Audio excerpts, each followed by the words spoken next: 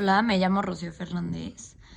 La lectura corresponde a la sesión número 4 de la clase de Antropología Teológica 2, los miércoles de 6 a 8 p.m.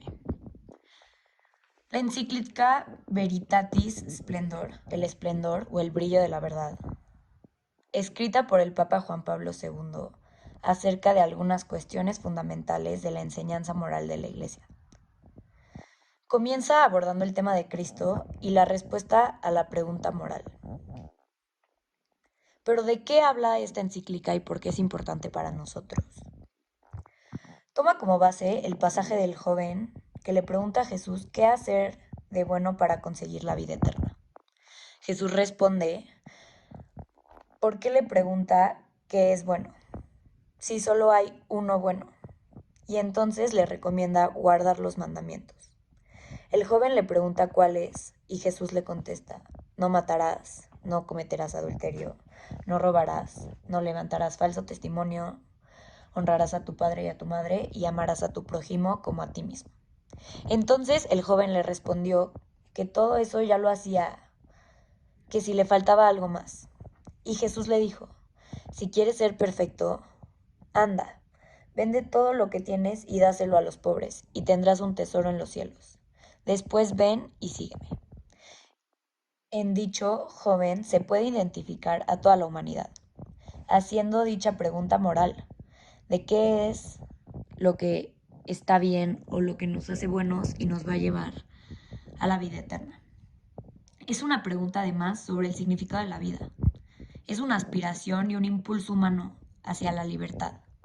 Esa pregunta es un llamamiento al bien absoluto que nos atrae y nos llama hacia sí, porque está en nuestra naturaleza. Y esto se dirige a Cristo, quien le da sentido a la vida, a quien propiamente se define como el camino, la verdad y la vida. El camino porque es la vía para la revelación de Dios. La verdad porque contiene las respuestas para llegar a la luz de la verdad plena. Y la vida porque se refiere a la vida eterna, que es la promesa de unión con el bien absoluto que es Dios. Cuando el joven pregunta qué bien ha de hacer para conseguir la vida eterna, Jesús le plantea que solo hay uno que es bueno y que este es Dios, porque solo en Él se halla la plenitud de la bondad, porque el hombre debe reconocer en Dios la única bondad, la plenitud de la vida, el fin último del obrar y la felicidad perfecta. El fin último del hombre es la alabanza de la gloria de Dios, haciendo que sus acciones reflejen el esplendor de Dios.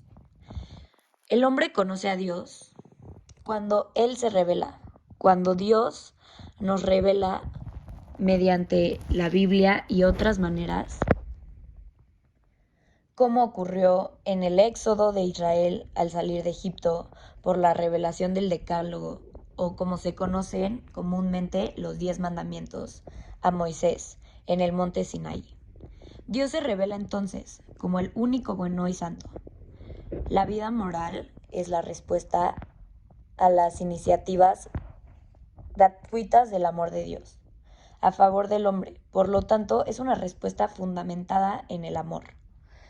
El amor es lo principal en estos mandamientos y es lo que nos lleva a ser buenas personas y verdaderos hijos de Dios.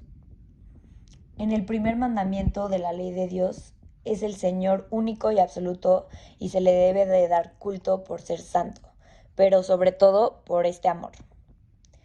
Dios es así, el corazón de la ley. El cumplimiento de los mandamientos es un don de Dios, una participación en la bondad divina en la que debemos de participar. Solo Dios puede responder qué es el bien, porque en Él está el bien, Él es el bien. Y el decálogo es la ley de Dios en el corazón del hombre. Los mandamientos nos indican el camino de la vida eterna. Es la manera en la que podemos seguir lo que nos dice Dios. Y la vida eterna es la vida misma de Dios. En la respuesta al joven, Jesús enumera los mandamientos del amor al prójimo.